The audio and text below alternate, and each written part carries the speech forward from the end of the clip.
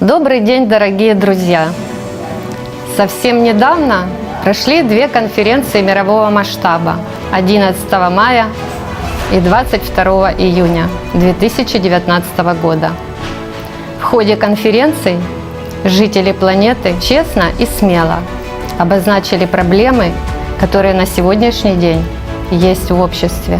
Насилие в семье и обществе, засилие негативной информации в СМИ, распри и войны, угроза ядерной войны, мировые катаклизмы.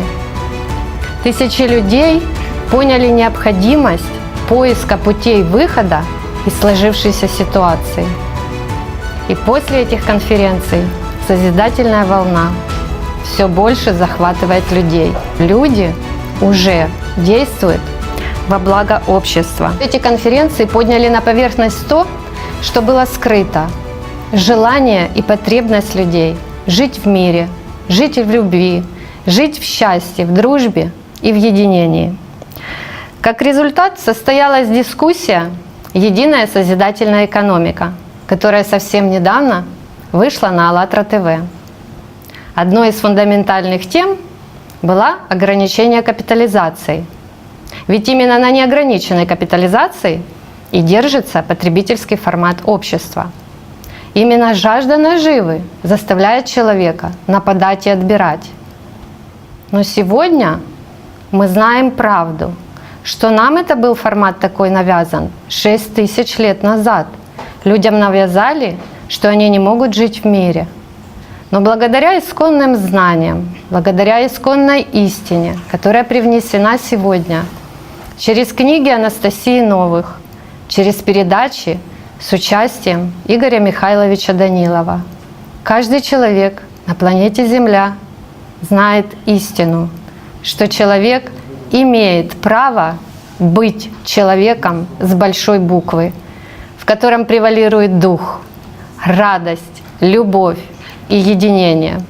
Что поможет нам изменить ситуацию? Это прежде всего открытое и честное общение, когда каждый из нас сможет высказать свою точку зрения и ничего не бояться. И поэтому люди инициировали игру профессионалов общества «Последний шанс». И сегодня наша первая игра и тема ее – ограничение капитализации. Сейчас наша дискуссия как нельзя актуальна, потому что наше общество находится в глубоком кризисе. Кризисе во всем. В духовности, в экономике, в экологии, в климате. Мы видим, в каком кризисном состоянии находятся политические системы наших стран. Мы видим крах идеологий. Мы видим, что в настоящий момент люди фактически отстранены от управления обществом, управления государствами, управлением странами. Хотя на бумаге вроде бы все прописано очень даже красиво, что есть равные возможности, есть коллективное принятие решений, есть контроль, есть как бы политические и личные права. Но на деле мы видим, что есть просто закулисная борьба финансово-олигархических групп, которые делят народное состояние. Мы видим, что растет инфляция, что видим, как пытается стимулировать потребительское общество, раздувая ее количественными смягчениями и вкачивая в экономику все больше и больше необеспеченных денег. Но тем не менее, даже и роста мы не ощущаем. Мы видим, что есть инфляция, мы видим, насколько мир стоит уже на грани войны, видим гонку вооружений, видим напряженность. Так почему же все эти явления имеют место в современном мире? Да просто потому, что они изначально построены на стимуляции веры и страха, фактически на двух факторах управления современным обществом, который был еще заложен 6000 лет назад. А ведь человек рожден быть счастливым, и мы можем все изменить. В обществе сейчас есть потребность, чтобы все это сделать, и мы можем сделать это вместе. Для этого достаточно всего лишь каждому из вас рассказать об этой нашей инициативе, донести эту информацию для каждого своего друга, знакомого, родственника. И все это можно сделать мирным путем, без революции, без страданий.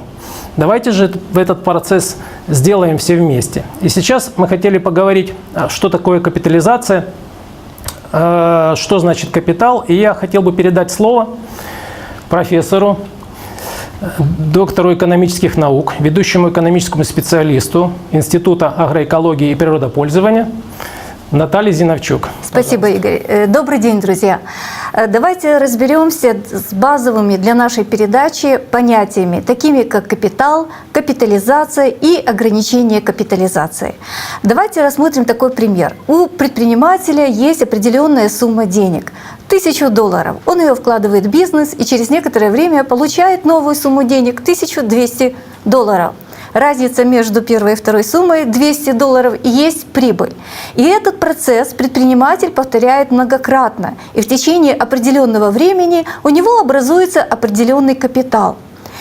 И при этом предприниматель решает, то ли ему эти деньги вкладывать снова в производственный цикл, то есть покупать новое оборудование, новые станки, новую технологию внедрять, приглашать новых специалистов или какую-то часть направить на свое внутреннее потребление. Например, купить себе новый дом, купить себе новые машины или даже яхту и самолет. И вот процесс накопления капитала и инвестирования называется капитализацией. Но важно понять, что такое ограничение капитализации. В нашем понимании это то, что каждая семья, я имею в виду предпринимателя семья, может иметь, скажем так, не более $10 миллионов. А сейчас я хочу предложить вашему вниманию ролик из передачи «Прецедент» с участием Игоря Михайловича Данилова.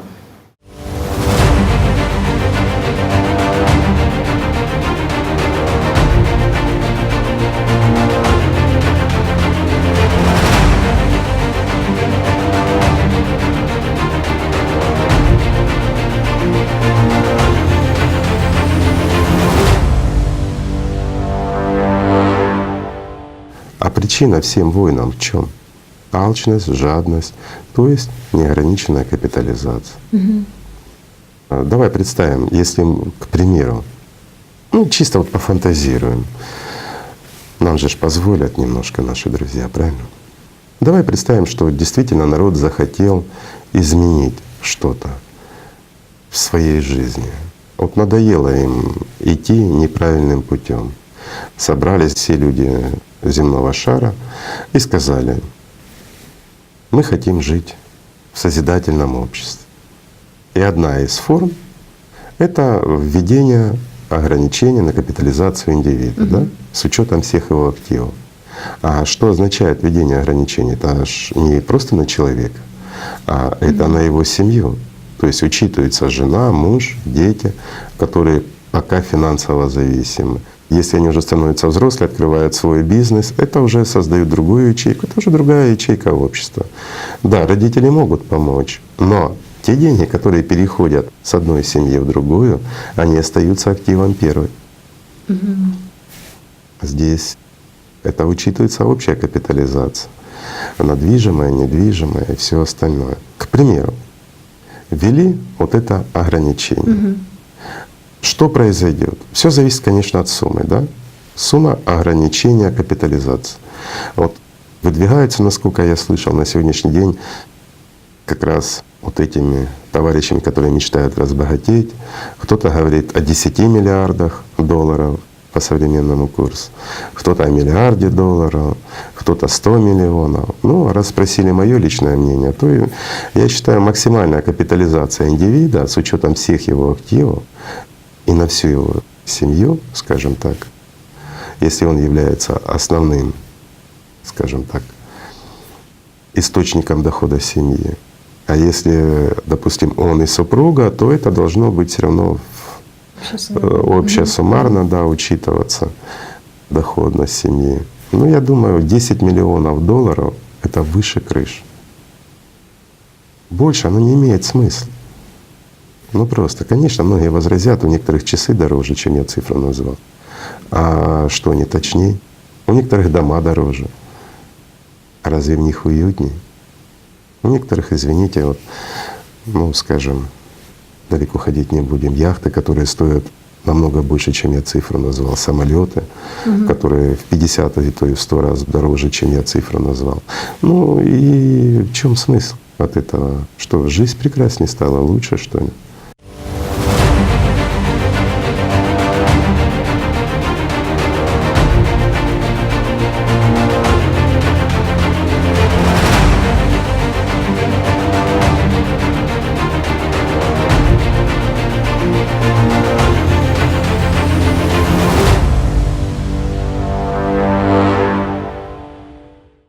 предлагаю вот на примере разобрать, как это выглядит и как подсчитывается вот капитализация, и что означает и дает ее ограничение.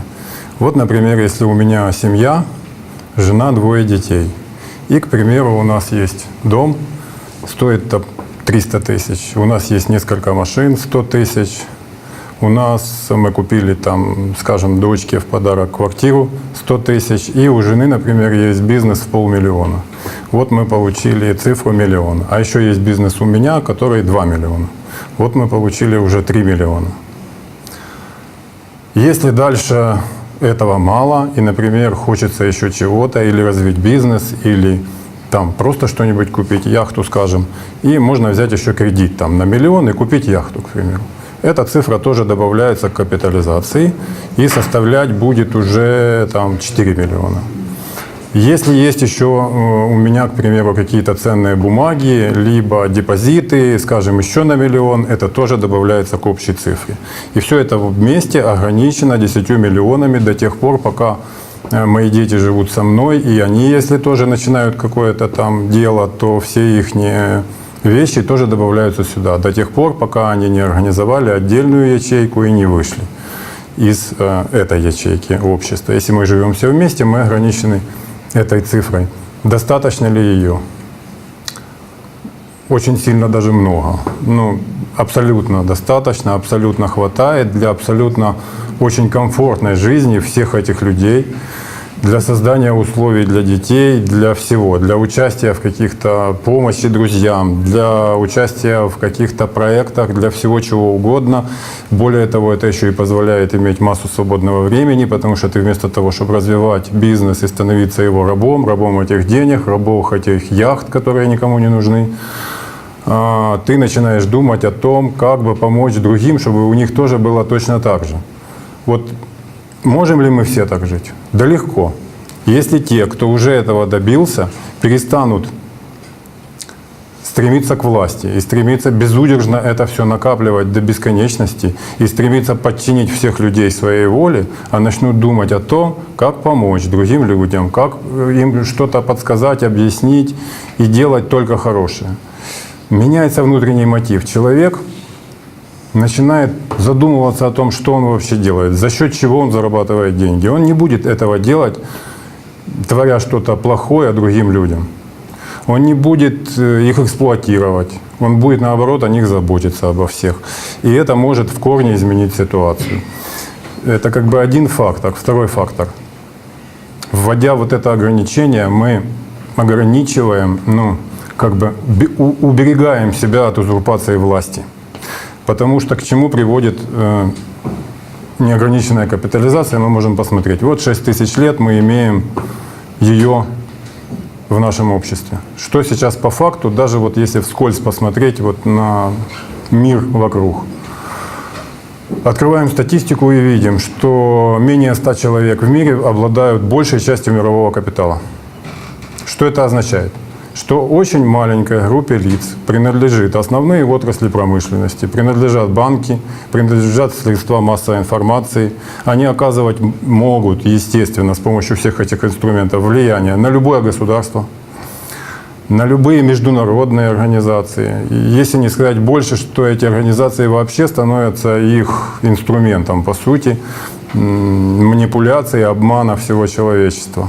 Вводя это ограничение, мы убираем опасность того, чтобы получить вот тотальную какую-то такую династию, которая может контролировать весь наш мир.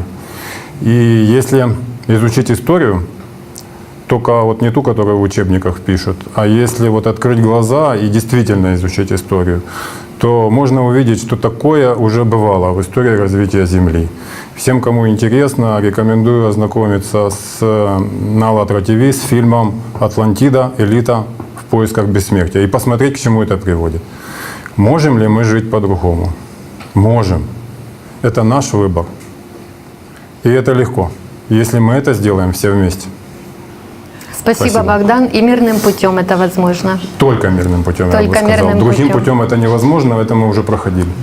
Спасибо большое. Продолжает нашу тему Игорь Наумец, кандидат экономических наук, заслуженный строитель Украины.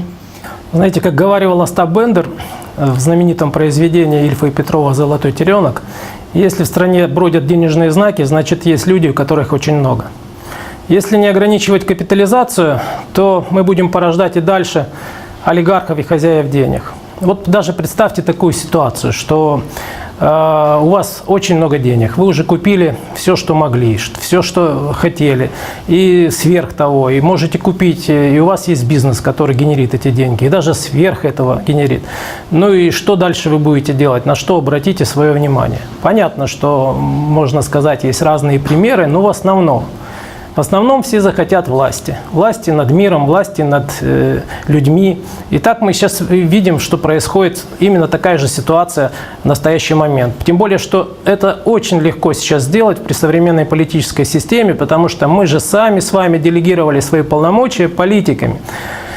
И, конечно, очень печально наблюдать за современным обществом, потому что оно основано на еще древних законах, которые разрабатывали жрецы для управления народами. Вот свод законов 12 таблиц и другие жреческие законы, которые легли в основу римского права, которые, в общем-то, являются основным в современном обществе. Ну и получается, что фактически все люди являются заложниками разработанных концепций жрецов. А знаете, ведь очень легко навязать обществу такие понятия, что такое хорошо, что такое плохо, что такое морально, аморально. И дальше уже сами люди начинают это исполнять и контролировать эти установки, которые нам навязывают. Вот разве мы хотим жить в этом обществе? Я думаю, что нет. И мы в состоянии сейчас это изменить. Я бы хотел передать слово в Швейцарию предпринимателю Татьяне Перл. Я думаю, что она поделится своими интересными примерами. Татьяна. Добрый день. Здравствуйте. Да, очень серьезная тема. И, конечно, вот даже посмотреть на отрывок передачи с Игорем Михайловичем, ключевое слово «народ захотел». И можно было бы подумать, что у тех, которые нечего капитализировать, можно так сказать, или лимитировать эту капитализацию, будут сопротивляться больше или меньше. И те, у которых есть чего лимитировать, будут сопротивляться больше. Я, как и каждый человек, вокруг себя начала разговаривать об этом с людьми, у которых действительно уже как есть заводы, пароходы и все остальное, то есть превышает уровень 10 миллионов на семью. И вы знаете, самое интересное, что большинство людей, у них очень позитивный отклик.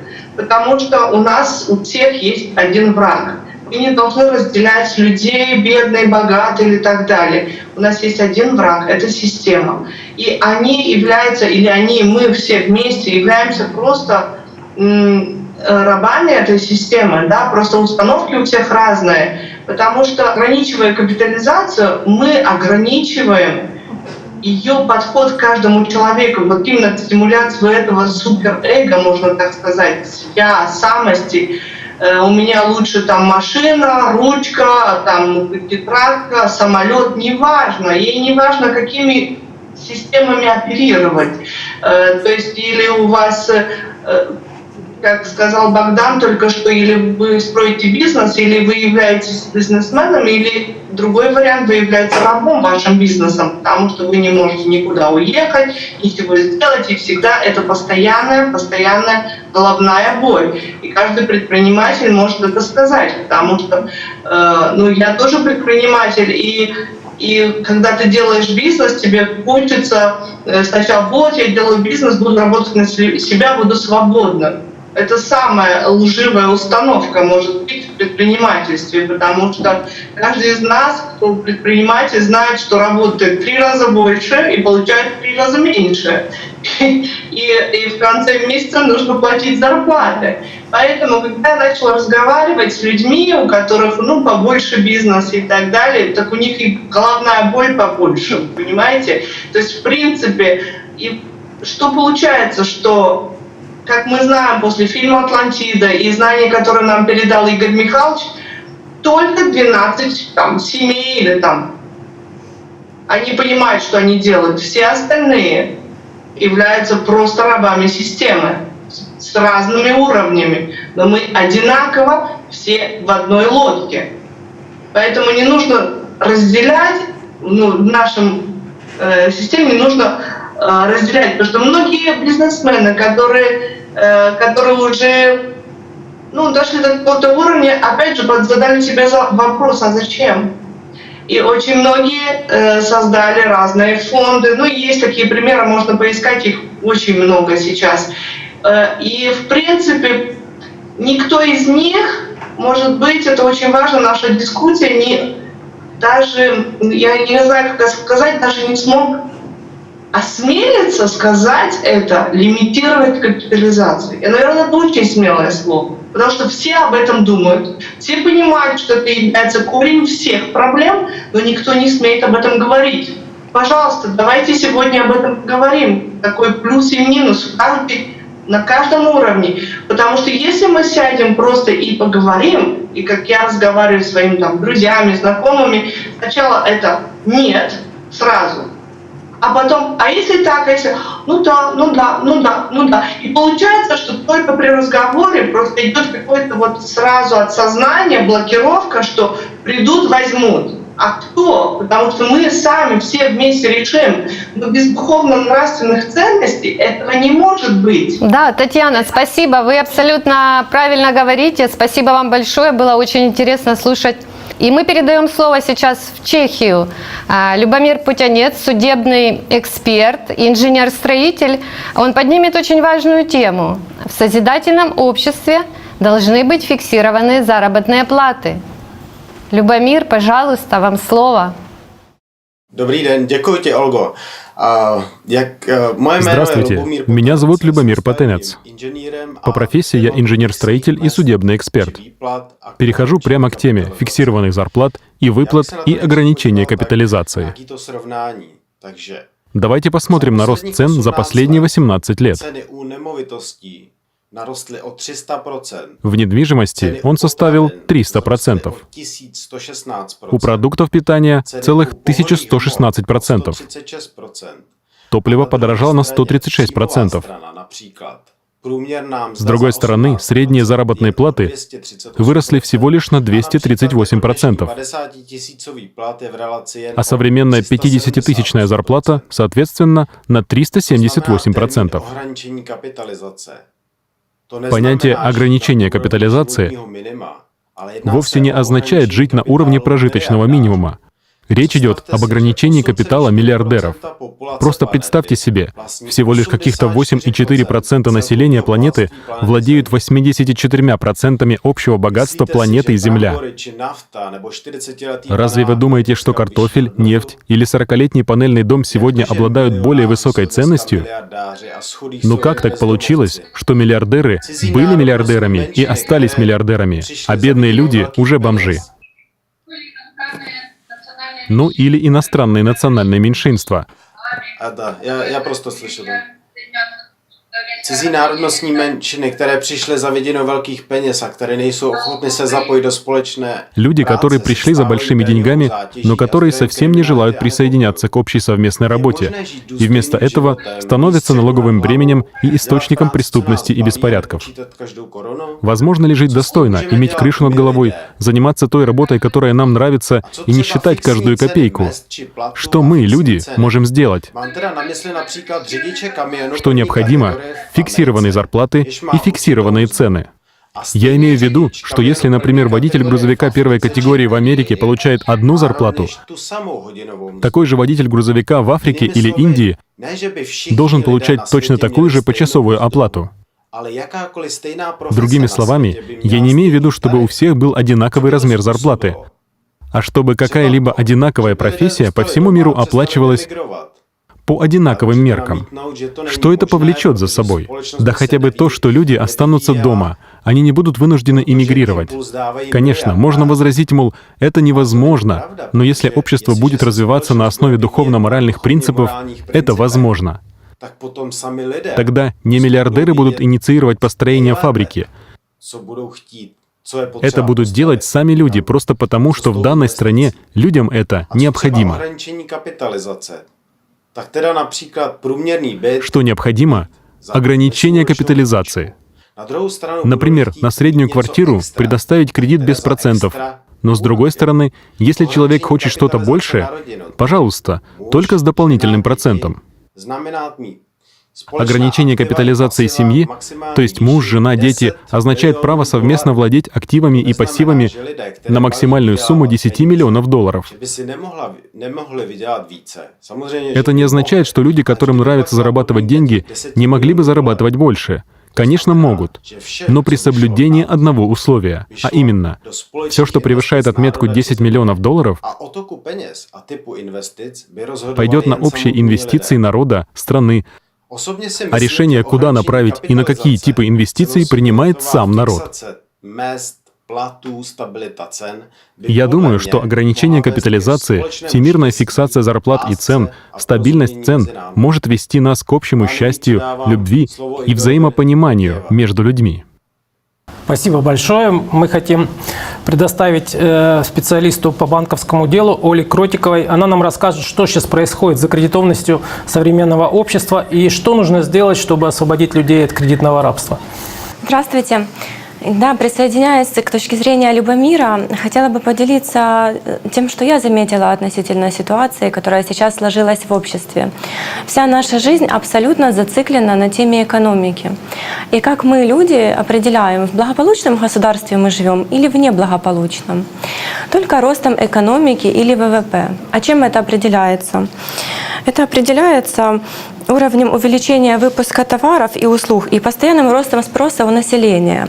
То есть получается, что все наши государства ставят перед собой цель постоянно увеличивать рост потребления товаров. И нас замыкает на таком вот потребительском формате мышления, из которого нам в повседневной жизни становится довольно-таки сложно выбраться. И что примечательно, рост наших доходов не поспевает за ростом наших желаний. И мы постоянно замкнуты на том, что нам нужно что-то купить, чем-то овладеть. Вот сейчас я это куплю и прям сразу стану счастливым. Но доходов, как правило, на все ведь не хватает. И что делать? И нам предлагается иллюзия того, что мы можем обладать чем-то, чем угодно, буквально прямо сейчас и здесь, вот с помощью заемных денег. Пользуйся кредитом, покупай сейчас, оплати потом. И так постепенно нас приучают жить в долг. Ну и ладно, если это какая-то мелочь, а ведь порой это заводит людей в очень такие печальные последствия. И приведу пример своей подруги. Лет 8 назад она купила квартиру в кредит в долларах, и ее зарплаты хватало на выплату обязательного ежемесячного платежа и оставалось на жизнь. И все бы шло хорошо. Но в один момент в стране произошел финансовый кризис, курс доллара резко вырос, а зарплата осталась все так же в национальной валюте. И ей стало не хватать денег не то чтобы на выплату кредита, но даже на повседневные свои расходы. И как она не пыталась решить эту ситуацию, навстречу ей никто не пошел, и она была вынуждена продать квартиру, все вырученные средства отдать в счет погашения задолженности и объявить банкротство, потому что она все еще должна была отдавать деньги. И долгое время она не могла официально устроиться на работу, поскольку ее продолжали мониторить и проверять коллектора, и уже не имея квартиры, за ней все так же числился этот долг. Вот. Но на этом примере мы видим, что в потребительском обществе, если человек выпадает из привычного русла, то он как бы оказывается за бортом всей жизни, и ему очень сложно обратно в эту колею вернуться затем. Но рассмотрим другую сторону. Это наши инвестиции или наши депозиты. Зачем мы их размещаем, с какой целью? Как правило, первоочередно это просто сохранить их хотя бы от инфляции. И, конечно, мы хотим немножко на этом заработать. Но скажите, кто из нас хотя бы раз задавался вопросом, куда потом реально используются эти деньги, куда они направляются? В принципе, эту информацию легко найти, она есть в открытом доступе в интернете. Наши вклады потом используются на краткосрочные суды, на покупки ценных бумаг и так далее. Порой еще ими финансируются также и, к примеру, предвыборные кампании каких-то кандидатов. И получается, что с помощью наших денег к власти может прийти тот человек, за которого бы мы никогда осознанно не проголосовали. Но ведь в конституциях всех стран мира написано, что власть принадлежит людям. Но разве это так по факту?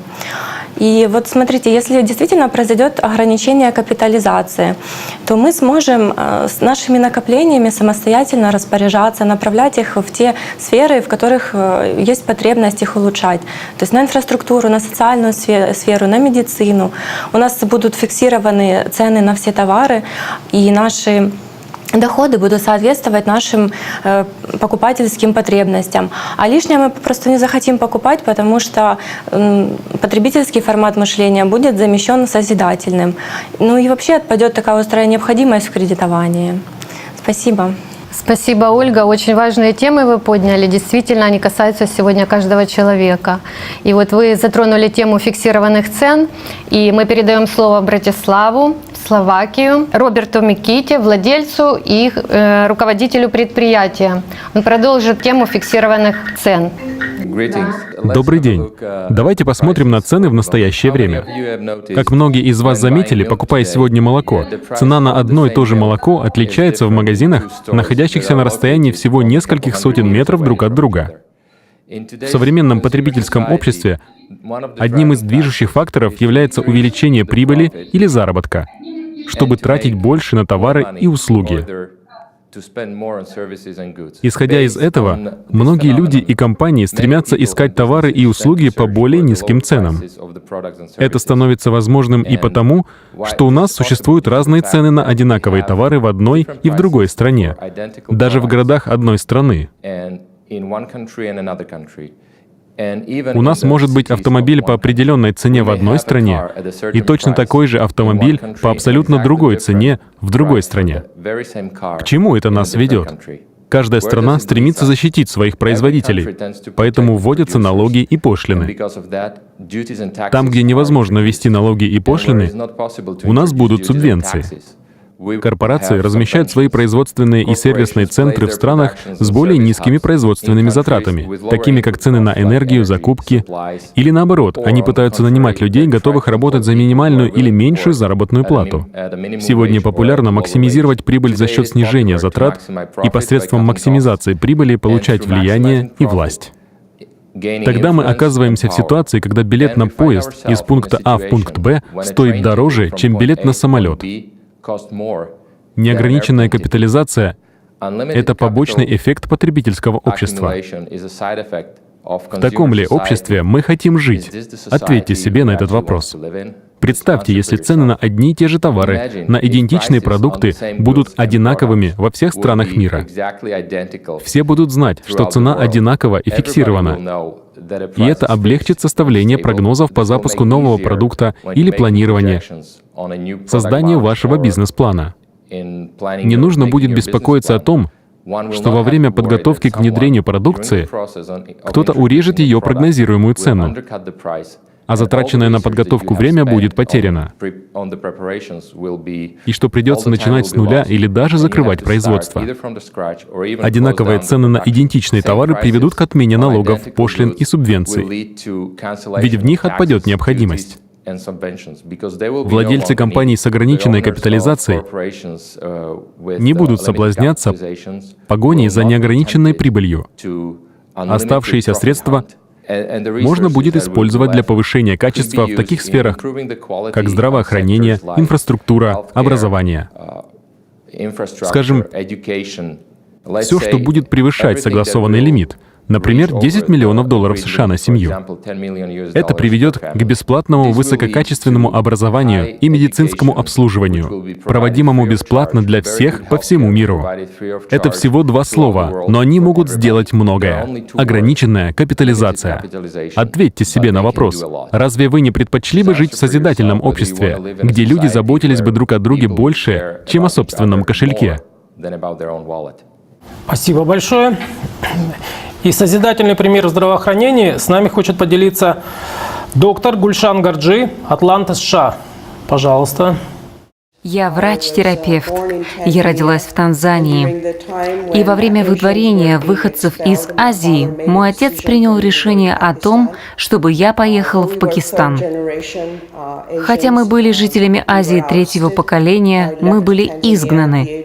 Я покинула Танзанию в возрасте 17 лет с танзанийским паспортом в руках и более невостребованная в своей стране. И это было очень травмирующее время в моей жизни. Я поехала в Пакистан, закончила среднюю школу, и как раз тогда, когда я готовилась к поступлению в медицинскую школу, разразилась война с Индией, так что мне снова пришлось уехать. На этот раз я поехала в Иран. У меня была стипендия от королевы, и пока я училась в средней школе, королева покинула страну. И так я приехала в Соединенные Штаты. Мне очень повезло, что я поступила в медицинский колледж. Здесь я его закончила. Я получила диплом, прошла ординатуру. Медицинская практика в Соединенных Штатах очень интересная, очень сложная. Могу сказать, что в штате Джорджия около 1 миллиона человек не имеют медицинской страховки. Как врач я дала клятву, что буду служить всем одинаково. Это очень разочаровывает, потому что бывают моменты, когда вы хотите помочь пациенту, но вы просто зависаете, потому что, когда вы хотите направить его на обследование за пределами вашего офиса, у вас нет средств. Итак, пока я была на практике в городе Декейтер, это было недалеко от города Кларкстон. Кларкстон на самом деле есть на карте. Журнал Time назвал город Кларкстон в Джорджии, Соединенные Штаты, городом контрастов Соединенных Штатов. В городе Кларкстоне говорят на 60 языках. Город площадью всего в 1 квадратную милю, и он очень дружелюбен к беженцам и иммигрантам. У нас примерно 40% безработных, 30% малоимущих. Поэтому, находясь всего в 3 милях от своей частной практики, я поняла, что так много людей, не имеющих медицинской страховки и не имеющих возможности получить медицинскую помощь. И тем не менее, у меня были пациенты в моей собственной практике, которые имели медицинскую страховку и могли получать любое лечение, которое они хотели или в котором они нуждались.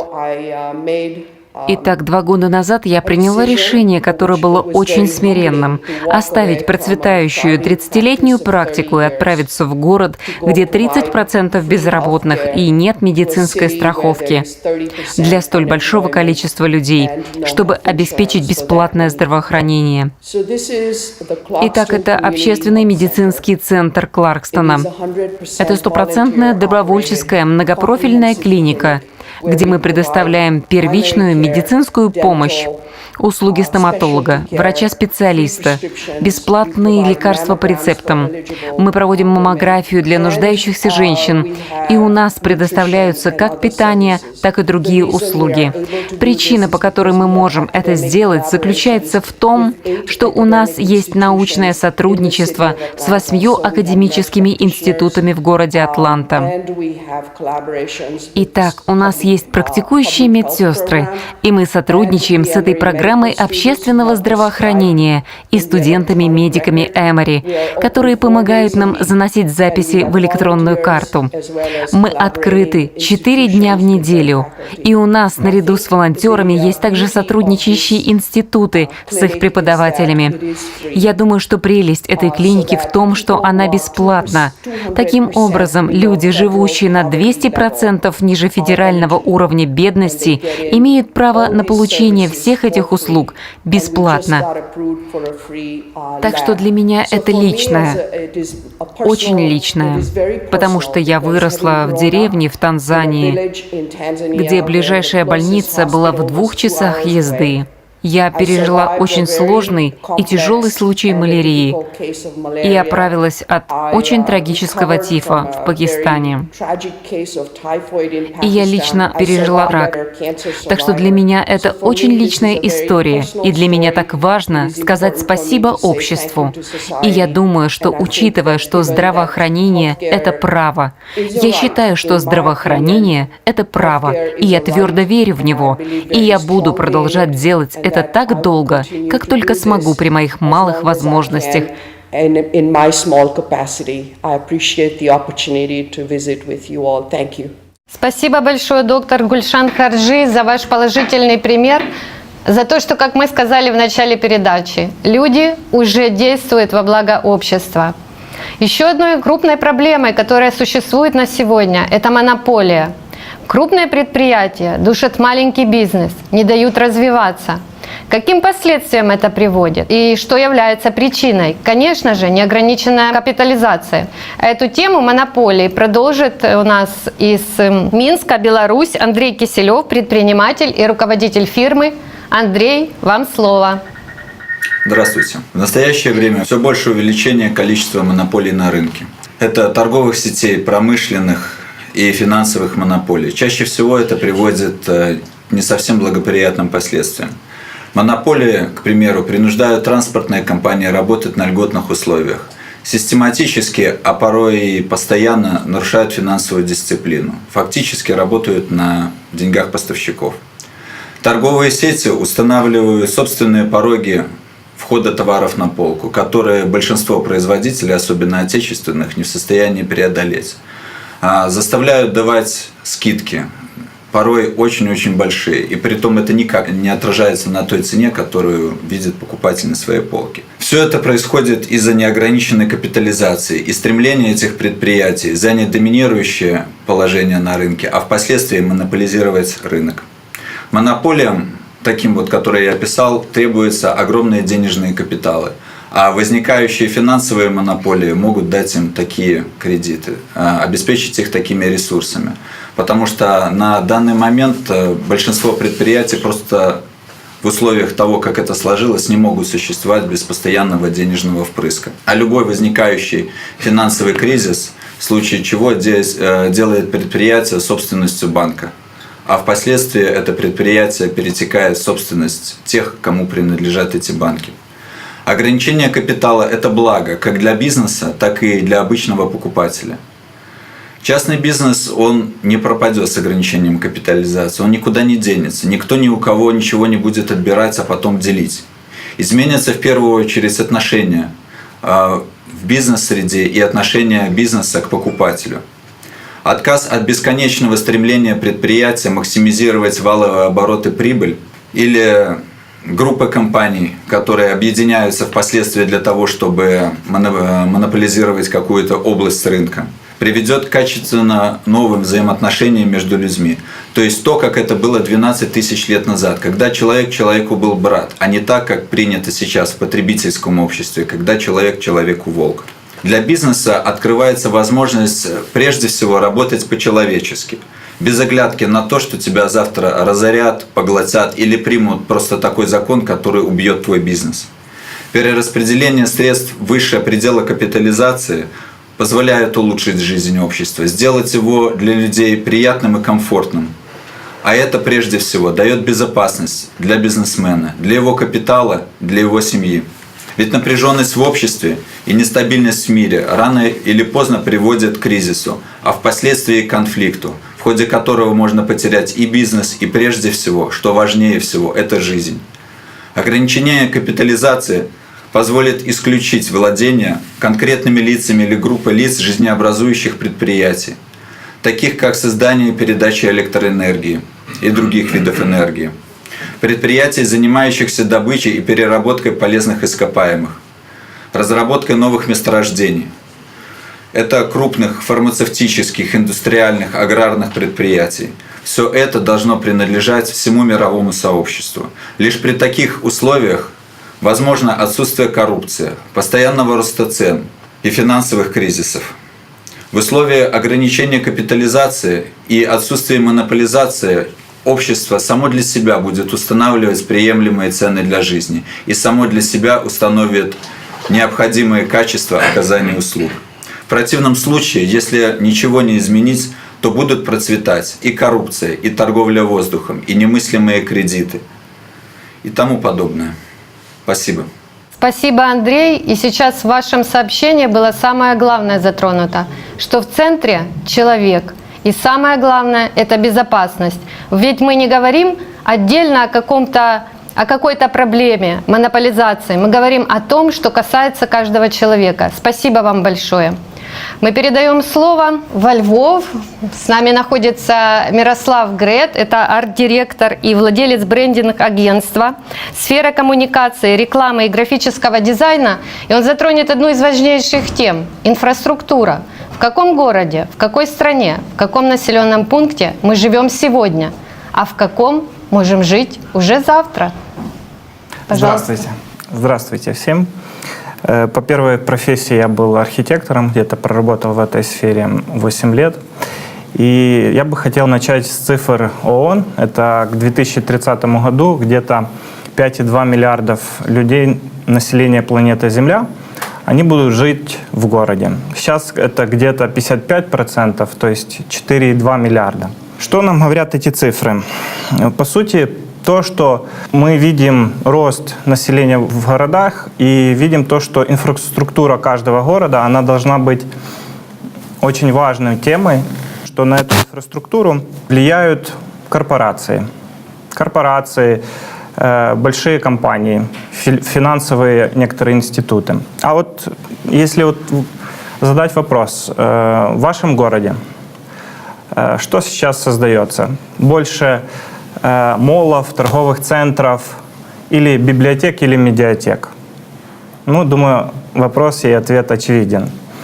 Что создается для социальных групп, маломобильных групп? Если мы зайдем в общественный транспорт, так, что мы увидим?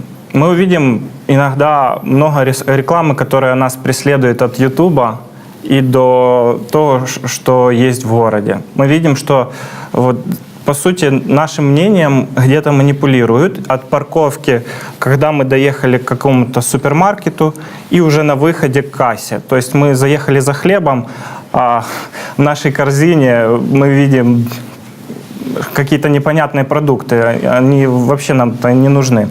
И как это касается инфраструктуры, очень легко. К сожалению, но мы видим, как через инфраструктуру манипулируют нашим мнением. И здесь, что немаловажно сказать, что если говорить про корпорации, это не какие-то просто структуры, это собственники, которые принимают решения в ту или другую пользу. Мы сейчас увидим корпорации, которые уже не считаются с человеческой жизнью, то есть они строят экологические заводы, которые разрушают экологию города. Мы увидим еще ситуацию то, что неконтролированные выбросы самого города, которые есть сейчас. Так вот, что даст ограничение капитализации в инфраструктуре? Представьте город, в котором вы можете перемещаться бесплатно в общественном транспорте. Город, в котором нету заторов, пробок, в котором есть все условия для любых маломобильных групп. Это мамы с колясками, люди с инвалидностью, пенсионеры. Все люди могут пройтись парковой зоной. Представьте себе город, в котором есть центр знаний, и этот центр знаний помогает людям на основе новых технологий. А именно то, что ограничение капитализации, оно высвободит много интеллектуальной собственности некоторых корпораций. И мы, как видим, эти патенты просто удерживаются самими компаниями. Но сейчас тогда прикрывать технологию, новую технологию, просто станет невыгодно. Ограничение капитализации забирает, по сути, ту гонку между собственниками корпораций, которые гонятся за тем списком Forbes, да, который становится, он просто им становится ненужным. И мы видим, что, по сути, та головная боль, которая у них случается от многих вопросов неограниченного капитала, она просто убирается. И у них появляется возможность инвестировать в тот же разумный город, в те же технологии для людей. И если так подытожить, потому что о инфраструктуре можно говорить много, и мне кажется, это отдельной передачей, наверное, запустим. Можно сказать так. Представьте, что ограничение капитализации – это то, что не ограничивает в первую очередь, какого-то индивидуума и так далее. Это то, что помогает обществу жить в безопасном городе, в безопасной среде. И представьте город, который заботится в любое время о вашей жизнедеятельности, и если у вашей стране становятся какие-то климатические бедствия, этот город вас сразу оповещает, и вы можете его спокойно покинуть. Это важно. То есть ограничение капитализации влияет на инфраструктуру прямым путем и дает безопасность любому человеку по всей планете Земля от таких недопониманий сейчас между обществами. Спасибо. Спасибо, Мирослав. Что такое единая созидательная экономика и как она поможет человечеству в будущем? Об этом нам расскажет предприниматель из Италии Лука де Санто. Лука. Добрый день, друзья.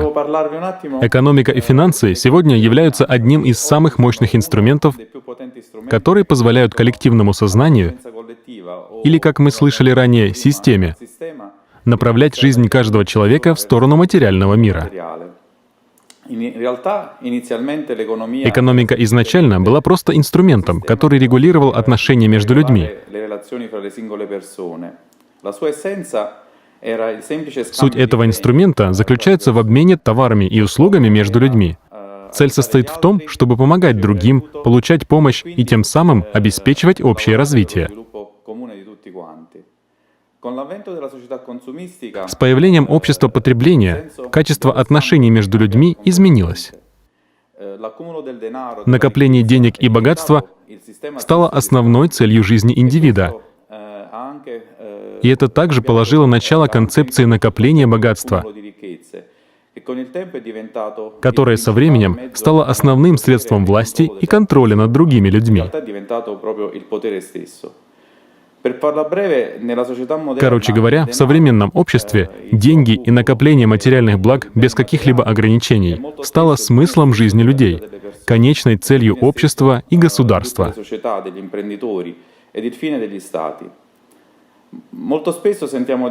Правительства, в первую очередь, сосредоточены на улучшении своей экономики и финансов.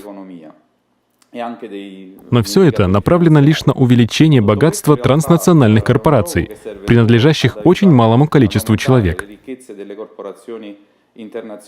Нынешние правила рынка основаны на иллюзии свободной конкуренции, соперничества и саморегулирования. В действительности система нуждается в кризисе, нищете, нестабильности и большом неравенстве среди большой массы людей, которые всегда находятся в долгах, а таких людей больше 2 миллиардов, и которые постоянно способствуют увеличению богатства элит.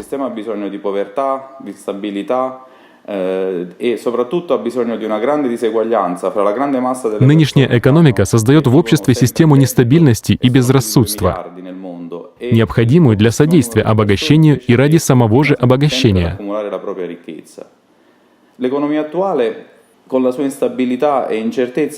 Ограничение капитала является необходимой мерой для того, чтобы остановить эту негативную спираль событий и обеспечить то, чтобы безграничное накопление богатства и денег стало просто невозможно.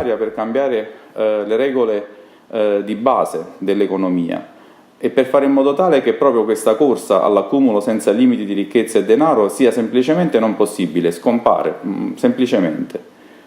Это приведет к радикальному изменению правил экономики. Она устраняет концепцию рынков как высшей инстанции, которая регулирует отношения между государствами. Экономика будет планироваться на благо общества и на благо людей, так как все доходы выше 10 миллионов будут направлены только на нужды общества.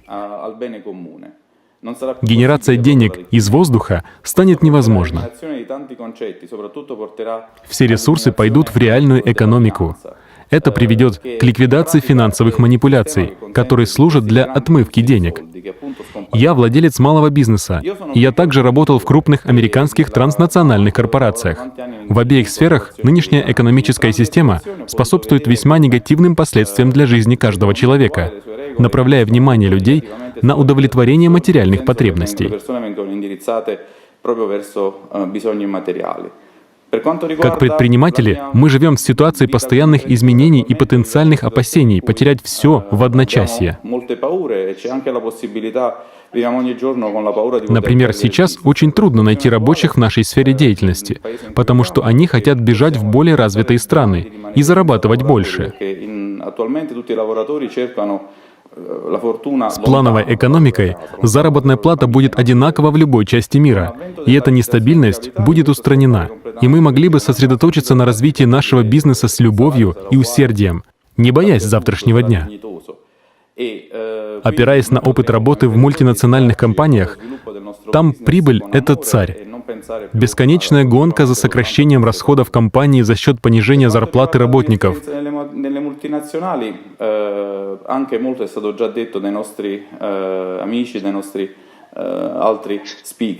И самое негативное — это страх потерять работу из-за постоянных сокращений, стимуляция конкуренции между сотрудниками, чтобы выжить и не потерять рабочее место. E una delle conseguenze più negative che porta per gli stessi dipendenti di queste corporazioni è proprio la continua riduzione delle persone, il continuo abbassamento dei salari e una guerra di un dipendente contro l'altro per cercare di sopravvivere e rimanere attaccato al suo lavoro. С ограничением капитализации все это станет бессмысленным, и основные ресурсы будут направлены на благо общества. Кроме того, мультинациональные компании действительно будут принадлежать многим людям, которые смогут использовать ресурсы сверх 10 миллионов для улучшения условий жизни общества. Siccome vivremo in una società altruistica, tutti i soldi che saranno al di sopra saranno indirizzati molto probabilmente a migliorare la società. Корпорации будут служить обществу и помогать улучшать уровень жизни в первую очередь тех стран, в которых они ведут свою деятельность. Благодарю вас за внимание. Грация. Спасибо большое, Лука. Очень много тем вы затронули, и все эти темы актуальны лишь потому, что есть неограниченная капитализация. На самом деле этот порок общества — неограниченная капитализация. Она грабит людей, она крадет у них пенсии через налоги, непомерные какие-то еще вещи, которые совершенно недопустимы. Это очень насущный вопрос. Пенсии, социальные выплаты. Какие они есть сейчас и какими они должны быть после ограничения капитализации в созидательном обществе. Эту тему поднимет Наталья Зиновчук. Мы опять возвращаемся в Киев. Передаем вам слово, Наталья. Спасибо, Ольга. Мы уже с вами знаем, что налоги являются грабежом работающих людей. Забирая часть заработной платы или других доходов людей, государство формирует центральные или местные бюджеты. И государство декларирует, что эти средства они направляют на финансирование медицинских программ, образовательных, научно-исследовательских программ или для обеспечения социальных функций, социальной защиты людей. На самом деле все совершенно не так. Львиная часть денег из бюджетов направляется либо на финансирование, на содержание чиновников, либо на отмывку по темным схемам. Большая часть денег уходит в пользу частных лиц из бюджетов. Именно из тех источников, которые мы наполняем своим трудом. Тем источником является наша заработная плата. Если мы посмотрим на формат потребительского общества, то мы увидим, что в нем существует категория людей, которые нуждаются в помощи, которые не могут работать. Это инвалиды, это пенсионеры, это маленькие дети, это матери, воспитывающие сами детей. Эти люди, они нуждаются в определенных социальных выплатах. Сейчас эти социальные выплаты совершаются за счет самих людей или за счет предприятий, которые оплачивают определенные взносы в специализированные фонды. И это все приводит к увеличению стоимости товара. В созидательном обществе налогов не существует, заработной платы. В созидательном обществе социальные выплаты осуществляются за счет средств, которые освобождаются при ограничении капитализации. Что это дает? Какие преимущества? Прежде всего, это позволит резко снизить себестоимость продукции. Представьте, вот любой товар, который мы возьмем, там в 10-кратном размере зафиксированы социальные льготы по всем составляющим цены этого товара. И если в одночасье прекратится выплаты социальных льгот, мы можем сказать, что с одной стороны будет увеличение зарплаты, с другой стороны у людей будет возможность покупать продукты по более низким ценам. Спасибо. Спасибо большое, Наталья. И о проблемах современного общества и путей выхода из тупика мы хотели бы передать слово в Болгарию, город Варна, адвокату Владимиру Иванову. Пожалуйста, Владимир. Здравейте. Казвам се Владимир Иванов от град Варна. Здравствуйте, меня зовут Владимир Иванов из Варны, Болгария. Моя профессия — юрист с 19-летним стажем. Я также работал арбитражным судьей. На протяжении всей своей жизни и профессионального опыта я сталкивался с разными людьми и деловыми организациями. Я постоянно работаю с судами, банками, нотариусами. То, что я всегда наблюдаю, это одно, к сожалению. Все всегда вращается вокруг денег. В подавляющем большинстве случаев люди готовы перешагнуть через свою совесть, мораль, честь и человечность ради приобретения денег, которые, как они ошибочно полагают, дадут им счастье и власть над жизненными проблемами. Я видел людей, которые буквально забывают о своей семье и посвящают все свое время своей карьере и зарабатыванию денег, пока их дети растут без отцов. Люди, которые предают друзей и родственников и обманывают их, чтобы украсть денег. Самое печальное, что я видел, что ужаснуло недавно меня, это то, как сын пытался подтвердить в суде, что его мать безумна, и таким образом забрать ее квартиру, в которой она вырастила его одного без отца, помогла ему учиться, чтобы стать доктором. После этого сын оставил ее с неоплаченными счетами за электричество, и женщина прожила без электричества в течение 4 месяцев, чтобы собрать денег из своей пенсии и восстановить электричество в квартире. Ее сын, которому сейчас около 55 лет, тратит деньги со своей зарплаты в азартных играх. И для чего? В погоне зачем это все? Во имя денег и их бредового счастья? Или что, больше денег делают человека счастливее? Я видел много попыток коррупции и давления на судей, чтобы одна или другая сторона выиграла судебное дело. Это стало мне противным, и я перестал быть арбитром. Я насмотрелся преступников, недосягаемых для закона из-за денег, которые у них есть. Насмотрелся испорченных жизней моих клиентов, которые добросовестно платили свои сбережения за полжизни, чтобы купить недвижимость, которую строители намеренно обанкротили, чтобы украсть все деньги. И это, конечно, произошло при поддержке банковой и финансовой системы, которая, мол, щедро помогла, а реально заманивала людей с низкими процентными ставками и принуждала людей брать кредиты, которые они не могли вернуть. Люди не читают мелкий текст и не видят те ловушки, которые им ставят банки в договорах. Есть сотни реальных примеров людей, оставшихся без крова и без денег, но с долгами перед банком на всю оставшуюся жизнь. И почему все это безумие? Потому что общество находится на грани сумасшествия в погоне за Богом денег. И деньги действуют в этом обществе как наркотик. Но можно ли остановить все это безумие, чтобы люди осознались, изменились и излечились от этой наркомании — денег? Да, это возможно, если мы захотим. Почему мы попали в такую ситуацию? Потому что люди делегировали свои права и полномочия другим людям, которые пользуются ими уже 6000 лет. Представьте себе общество, где все работают, но не для того, чтобы выжить или накопить миллиарды. Два крайне болезненных состояния современного общества. Общество, где безумие, названное неограниченным капиталом, контролируется здравым смыслом и моралью. Где все люди поняли, что это нехорошо для 98% населения Земли, а также и для остальных 2% тоже. Но они просто не могли этого осознать. Этого можно достичь. Это вопрос желания и общего решения, которое каждый из нас может понять и поддержать. И когда люди увидят, как на практике это радикально улучшит общество и их собственную жизнь во всех сферах, это станет большим шагом к раю на земле. Потому что в центре общества должен быть человек. Он самый ценный, а не земля, деньги или ресурсы.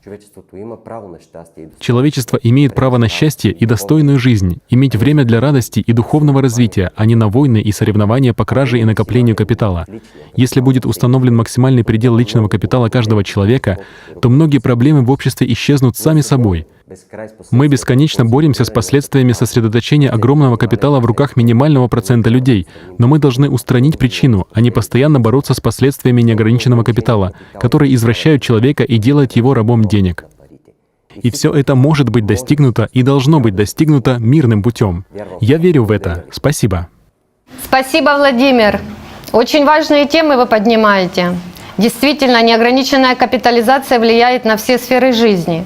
И каждый человек задается вопросом, а каким будет мой рабочий день в созидательном обществе, когда будет ограничена капитализация? Сколько часов в день я буду работать? Как я смогу выбирать себе работу? И сможет ли работа приносить мне удовольствие? Ведь сегодня каждый из нас мечтает работать на той работе, которая приносит ему максимальное удовольствие. И этот вопрос поднимает юрист из Киргизии, Бишкек, город Бишкек, Галина Коваленко. Пожалуйста, Галина, вам слово. Спасибо. Здравствуйте всем. На самом деле, тема занятости – это тема, которая близка и понятна каждому, так как 3/4 своей сознательной жизни каждый из нас проводит на работе. Поговорить о проблемах занятости, наверное, будет более правильно на примере личного опыта.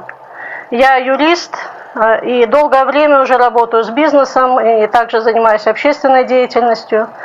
Я люблю свою профессию, я люблю свою работу, но я не люблю ту роль, которую мне в ней навязали.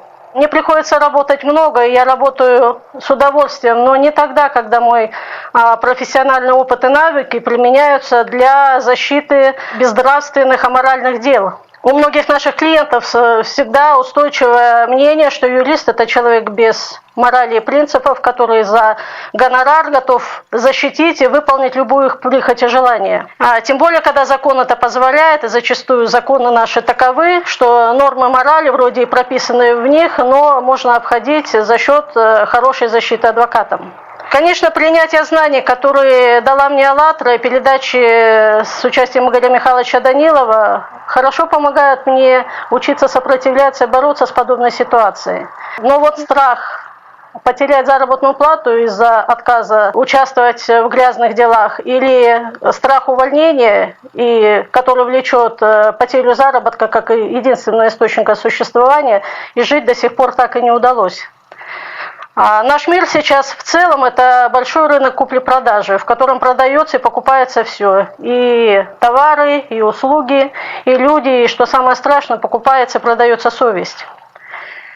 Тема сегодняшней конференции, тема сегодняшней игры – ограничение капитализации.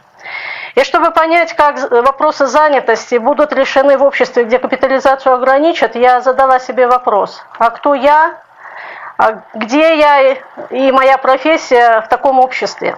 В обществе, где капитализация ограничена, я никогда не буду безработной. У меня не будет страха потерять работу. В таком обществе моя профессия востребована и полезна, как востребованы и полезны все другие профессии, потому что в справедливом обществе нет более статусных или более прибыльных профессий. Моя профессия, самое главное, уважаема, так как она защищает в человеке его самые высокие устремления, духовные побуждения.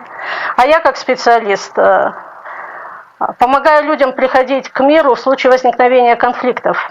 В таком обществе я помогаю разрабатывать справедливые законы. И самое главное, написано на простом человеческом языке, понятном для всех. И эти законы не требуют специального разъяснения целым штатам юристов. Ограничение капитализации позволит мне вместе со всеми принимать решения, куда направить большое количество высвобожденного капитала. И, например, мы решим в сфере занятости направить его на улучшение, облегчение условий труда, на роботизацию, на научно-технический прогресс. В обществе справедливости я не обслуживаю олигархов и их концерны, потому что ограничение капитализации просто упразднит это понятие. Я инициативна, и моя деловая инициатива поддержана коллегами, потому что в моем коллективе, в нашем коллективе, как и в любом другом, нет иерархии, нет понятия начальник, подчиненный. Мы вместе единая команда, которая направлена на общую цель, в центре которого человек и его духовное развитие.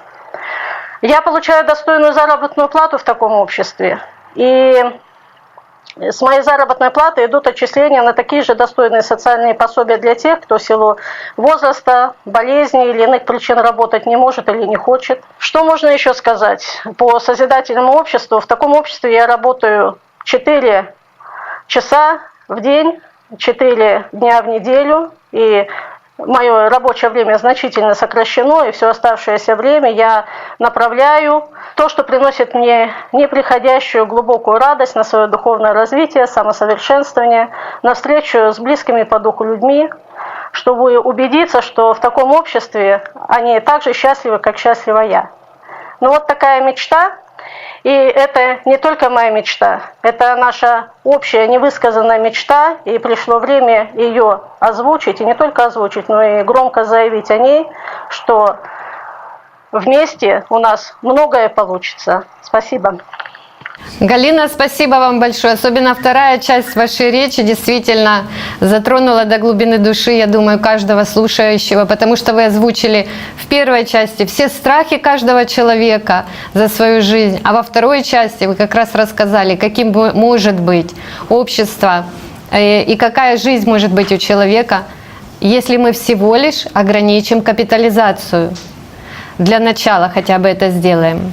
И еще одна важная тема, которую необходимо затронуть. Почему сегодня при слове «политика» у каждого человека есть страх? И вместе с тем эта тема так будоражит людей. Они хотят смотреть эти новости. Но что мы видим в них, в чем проблема и что нужно изменить? И как ограничение капитализации может сказаться на этой сфере? Мы передаем слово в Киев адвокату, юристу, бизнесмену Игорю Богдану. Пожалуйста, вам слово. Спасибо, Оля. Здравствуйте, дорогие друзья. Я являюсь юристом по профессии, имею уже более 12 лет опыта ведения адвокатской деятельности. Хочу также поделиться своим пониманием, как же введение ограничения капитализации сможет помочь каждому из нас. Ведь, по сути, все мы проживаем в тех или иных государствах, являемся его неотъемлемой частью. Но почему же так происходит, что государство очень часто пренебрегает правами человека, принижает и ущемляет своих граждан? Ведь основной функцией каждого государства, как все мы знаем, является защита своих граждан, а также их интересов. Почему государство, а точнее малая часть людей, которые реально ими управляет, убивает своих граждан, ведет реальные и экономические войны между собой? По роду своей деятельности я часто сталкивался с примерами, когда само же государство пренебрегало и ущемляло граждан. Я считаю, что вся эта ситуация – следствие существования потребительского формата общества. В результате этого сформировался очень узкий круг людей, который владеет большим капиталом. С помощью него он и контролирует деятельность целых государств. Но давайте подумаем, откуда же такая ситуация? Почему мы имеем такую ситуацию в сегодняшнем цивилизованном мире? Ведь все законодательные акты всех стран мира провозглашают, что единственным источником власти является народ. Но такую возможность мы имеем лишь декларативно, поскольку все наши реальные полномочия заканчиваются после выборов. Ведь мы даже не можем отозвать выбранного нами кандидата, если он не выполняет данных им требований. Уже на протяжении 6000 лет нам внушают, что данную народу власть он должен передать избранным людям. Получая определенные полномочия, данные люди забывают напрочь о своих обещаниях, они заботятся только о собственных интересах и исправно исполняют волю тех, кто с помощью денег и манипуляций привел их к власти. Сегодня мы также, как упоминала Ольга, имеем ситуацию, когда даже упоминание слова «политика» или «государственный служащий» вызывает страх, чувство безысходности или отвращение. Но все это лишь шаблоны, которые навязаны обществу, поскольку вся эта система существует лишь благодаря нашим деньгам и нашей поддержке. Когда же будет введено ограничение капитализации, то будет упразднен такой элемент управления массами, как политика. Исчезнет такое явление, как власть. Каждый человек будет иметь возможность принимать решения как часть цельного общества. Понятие власти не будет существовать. Никто из нас не будет иметь власти над другим. Само понятие «власть» будет заменено понятием ответственности. И каждый из нас будет действительно свободным и иметь все возможности принимать те решения, которые нужны и ему лично, и обществу в целом. Кроме этого, введение ограничения капитализации приведет к тому, что понятие «государственный аппарат» перестанет существовать в своем сегодняшнем виде. На его место придут исполнители, то есть честные, умные, порядные люди, которые радеют за жизнь и судьбы народов, которые будут добросовестно помогать обществу исполнять те решения, которые оно принимает.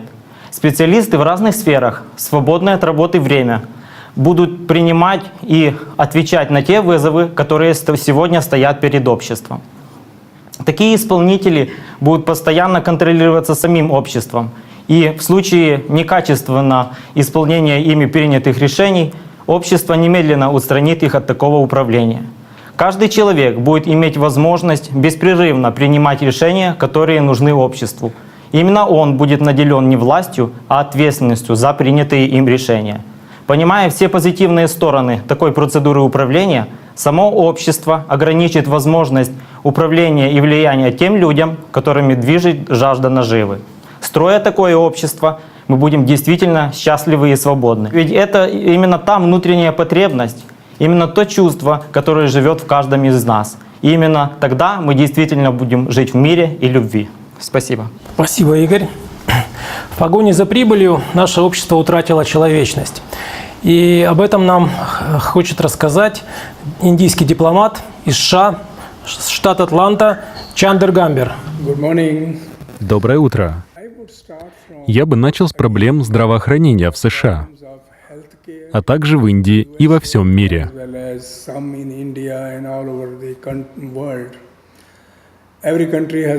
Конечно, в каждой стране есть свои проблемы. Но в США мой личный опыт был крайне тяжелым и негативным в том, что касается медицинского страхования. Я приехал сюда только после того, как ушел на пенсию с государственной службы в Индии. Около 11 лет назад. И когда я приехал, понятно, что у меня не было страховки. К тому же мои дети, проживающие здесь, не могли включить меня в их личную страховку, предоставляемую их офисом, и все такое. Даже при желании купить страховку я не мог себе этого позволить, так как это очень дорого. Но что касается страховки и всего остального, я на самом деле столкнулся с огромной проблемой. Испытав однажды некоторый дискомфорт в области груди, я поспешил в отделение неотложной помощи. Разумеется, в той части страны предоставляли медицинское обслуживание. Так что мне оказали медицинскую помощь. Но в итоге не нашли ничего серьезного. А примерно через 2-3 недели или месяц я начал получать счета, и они составили более $11 тысяч. И, конечно, как я уже говорил, у меня не было работы, поэтому для меня было очень трудно, а точнее невозможно оплатить их. Мне пришлось приложить массу усилий для урегулирования ситуации с клиникой и больницей. Это пример проблемы, с которой я столкнулся. Таким образом, я уверен, что многие люди, посещающие США в качестве туристов или приехавшие к своим детям или семьям, также сталкиваются со множеством проблем в области здравоохранения.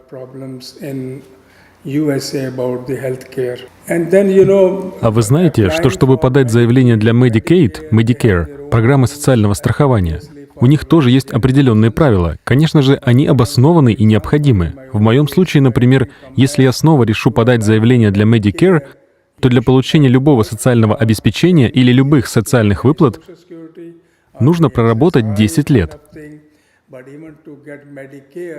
И даже для получения Medicare указано, что нужно проработать 40 кварталов. А поскольку я проработал не более 4-5 лет, то я не имел права на участие в программе Medicare. Но если вы хотите купить Medicare, это опять же непомерно дорого. Вероятнее всего, вы не сможете себе этого позволить. Особенно человек без работы.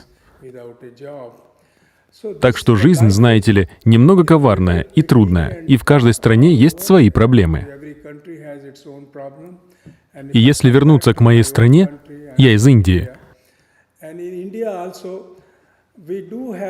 В Индии у нас также есть больницы и врачи. Вы можете обратиться в любую больницу, государственную больницу.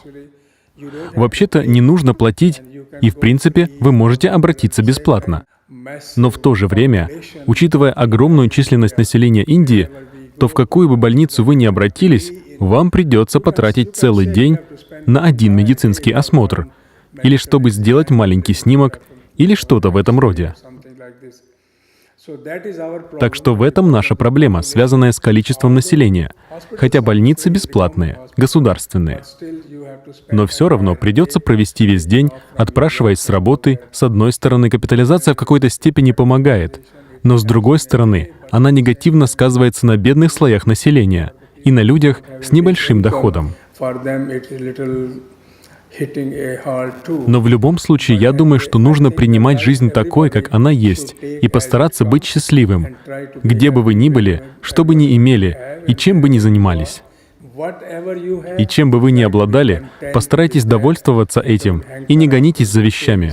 А жизнь не коротка. Жизнь коротка, так что наслаждайтесь жизнью и берегите себя. Большое спасибо.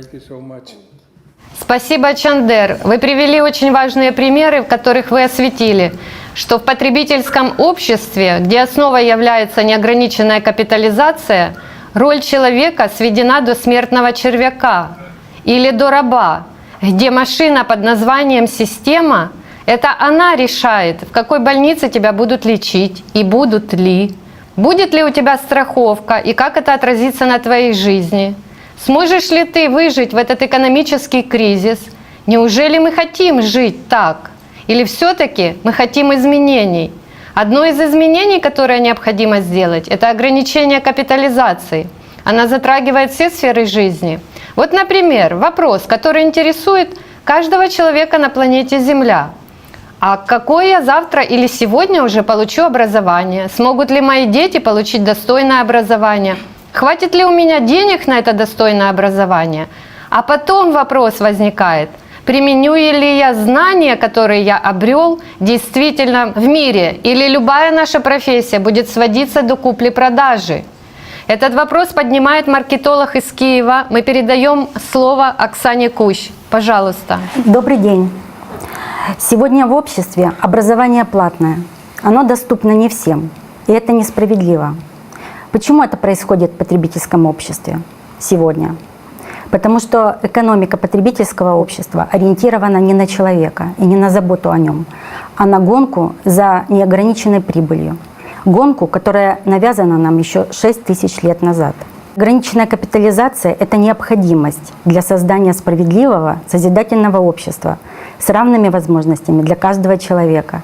Возможностями, прежде всего, чтобы каждый человек мог реализовать себя как личность. Ограничение капитализации как раз и приведет к тому, что в созидательном обществе образование будет бесплатным. Это сделать очень легко и просто, потому что при ограничении капитализации будут высвобождаться средства, которые будут направляться самим обществом, самими людьми, нами, на социальные сферы, в том числе и на образование. И это даст возможность каждому человеку реализовывать себя и выбирать ту профессию, которая ему по душе, и которая принесет пользу самому же обществу. Студенты смогут спокойно учиться, получать образование, вместо того, чтобы беспокоиться, как заработать им на оплату учебы или жизни. И каждый человек может получать то образование, которое ему нравится, а не то, которое выбирается часто из материальных соображений или из-за страха. Страх, который навеивается нам еще со времен Шумер.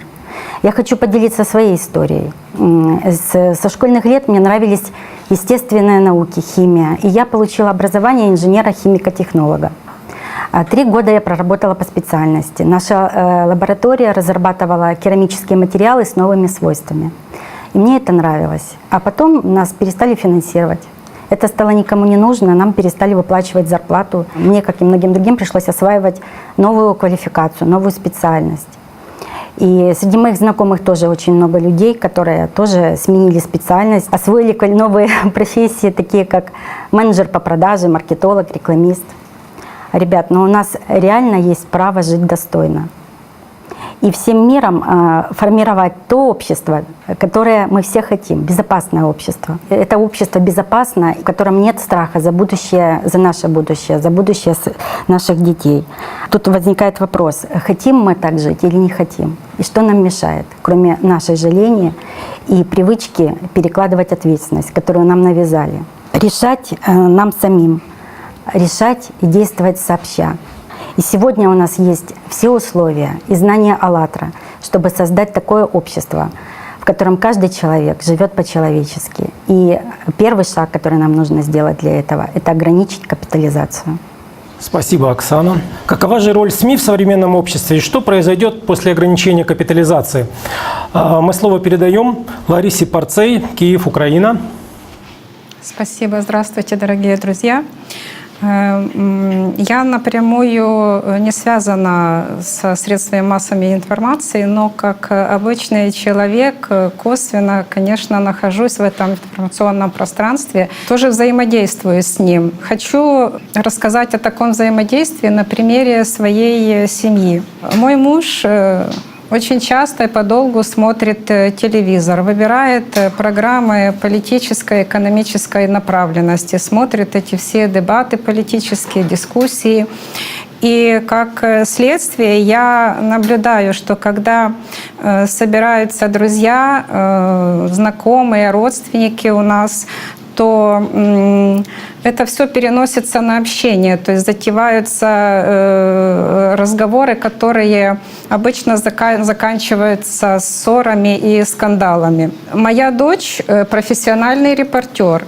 Работа ей очень нравится, но она вынуждена была оставить эту работу, потому что чувствовала постоянное давление руководства, и очень часто ей приходилось переступать через свою совесть. Что касается меня, то я телевизор не смотрю уже лет 15.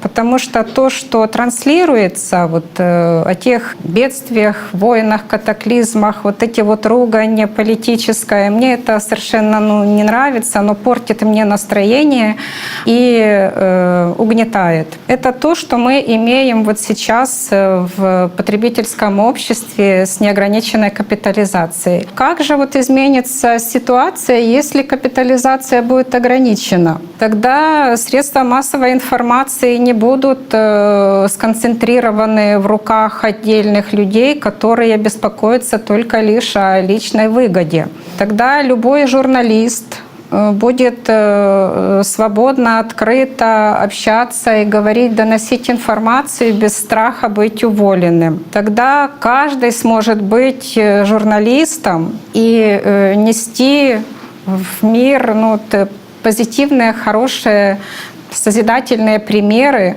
которые будут радовать людей и делать их счастливей. Хочу еще тоже рассказать о себе, потому что когда я перестала смотреть телевизор, естественно, что информация ко мне поступала, я искала ответы на свои внутренние вопросы, в основном о смысле жизни, и почему так все происходит, и почему мы так живем. Но я нашла для себя такой источник, как книги и интернет-пространство.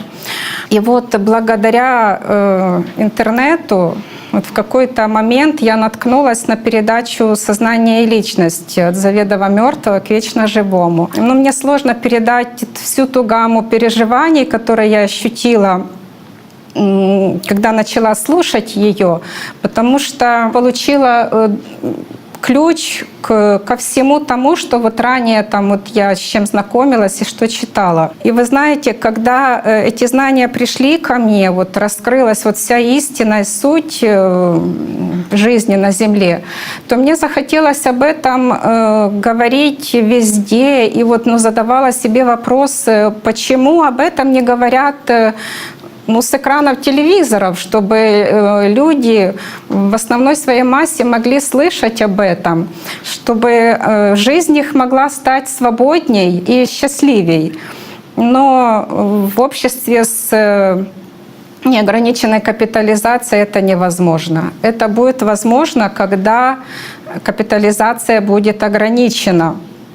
И тогда телевидение станет бесплатным, интернет будет бесплатным, доступным. Даже примером может служить АЛЛАТРА ТВ. Это уже есть гражданское телевидение, где каждый человек в любой точке мира может выйти в эфир и рассказать, что происходит вокруг, что люди делают во имя лучшей жизни на Земле. Поэтому мне кажется, что ограничение капитализации принесет только благо и пользу всему обществу.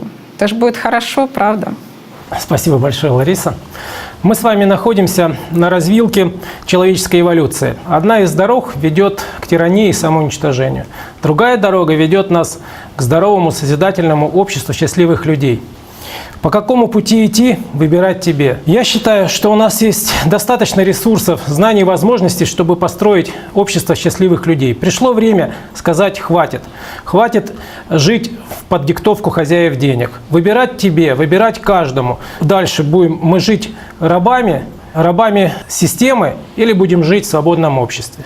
Основой потребительского общества является неограниченная капитализация. Коридором или переходным периодом от потребительского общества к созидательному может стать как раз-таки ограничение капитализации, которое мгновенно и положительно скажется на всех сферах общества, о чем сегодня мы слышали от наших профессионалов.